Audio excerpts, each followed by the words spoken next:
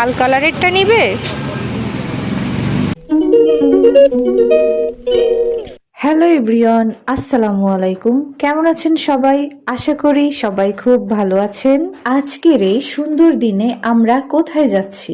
একদম পরিপাটি করে সেজে গুজে আমরা বাজারের উদ্দেশ্যে বের হচ্ছি। জিন্সের প্যান্ট আর গেঞ্জিতে ওকে দারুণ মানিয়েছে, চুলগুলো ঠিকঠাক করে নিয়েছে।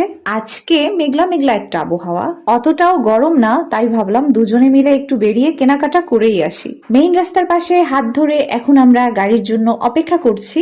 অবশেষে গাড়িও পেয়ে গেলাম আর গাড়িতে চড়ে চলে এলাম সোজা বাজারে। এসেই প্রথমে ঢুকে পড়লাম একটা গৃহস্থলীর দোকানে। এখানে ঘরের দরজার পাপোশ আর কিচেনের কিছু প্রয়োজনীয় জিনিস দেখলাম। এখান থেকে কাজের জিনিস পছন্দ করে কিনলাম।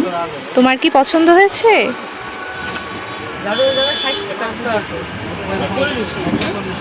এই লাল কালারেরটা নিবে?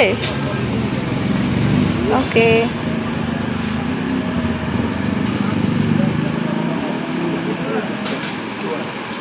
আসলে পছন্দটা আমার না, পছন্দটা আমার ছেলের। ওই আমাকে কালার পছন্দ করে দিচ্ছিল যে আম্মু ব্লুটা নেওয়া যাবে না, রেড কালারটা নিতে হবে। এরপর গেলাম কসমেটিক্সের দোকানে। কসমেটিক্স কেনা শেষে পাশেই ফুটপাতে দেখলাম সুন্দর টাটকা ফলের দোকান। সেখান থেকে কিছু ফলও কিনে নিলাম। ফলগুলো বেশ ফ্রেশ লাগছিল, তাই আর না নিয়ে পারলাম না।